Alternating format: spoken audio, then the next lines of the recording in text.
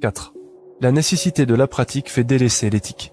La terrible lutte du quotidien, ajoutée aux nombreuses épreuves de sa vie, rendent l'homme insensible. S'il veut survivre dans un monde si froid, il doit se draper d'un voile d'insensibilité. Or, insensible, il ne l'est pas.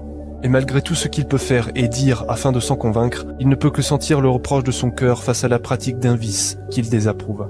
C'est même se préoccuper de ce qui est éthique qui est considéré comme inutile, car c'est desservir son intérêt que de réfléchir à ce qui est juste, ce qui est le plus pratique et de profiter de ce qui est utile. C'est pourquoi le sujet ne s'occupe pas de ce qui est juste, il ne s'occupe que de ce qui est pratique. Bien qu'il déplorera le vice d'une situation, il dira « Ce n'est pas moi qui en suis responsable. Certes, cela est injuste, mais que puis-je y faire? Je ne vais pas sacrifier mon intérêt dans la quête impossible de changer une situation qui était là avant moi et qui sera là après. » L'homme est tiraillé entre l'éthique et la pratique. Hélas, c'est bien le plus terrible que ceux qui réussissent ne le peuvent que par le vice et que la survie soit au prix de la vertu. Mais vivre, ce n'est pas seulement survivre. Et comme le sujet n'a jamais rien connu d'autre que l'intérêt purement pragmatique, il peine à comprendre la nécessité de la vertu et de l'éthique.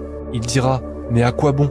Cela ne sert à rien. » Il a toutes les peines du monde à comprendre qu'il y a quelque chose de plus important que la survie. D'une manière qu'il est difficile à expliquer, particulièrement à lui qui ne parvient pas à comprendre ce langage, il est clair que si la survie n'est étayée par la morale et la vérité, elle n'est rien qu'une constante aliénation de soi où l'on perd chaque jour un peu plus de nous-mêmes, jusqu'à n'être plus rien. Le sujet est en vie, oui, mais dans quel état?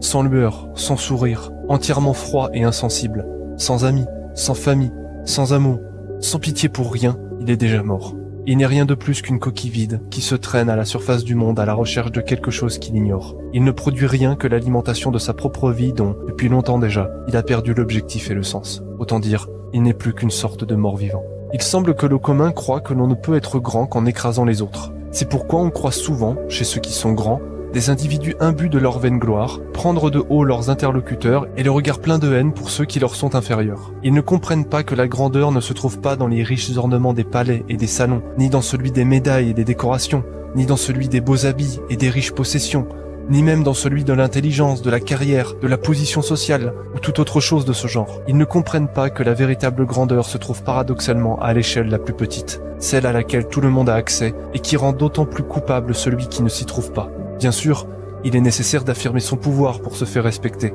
mais il s'en faut de loin que le respect des hommes s'acquiert par l'éthique. Celui qui, au plus haut degré du prestige, se montre vil et méchant, celui-là est inférieur au plus petit de son peuple qui, modeste et humble, cultive la sagesse dans le secret de son cœur.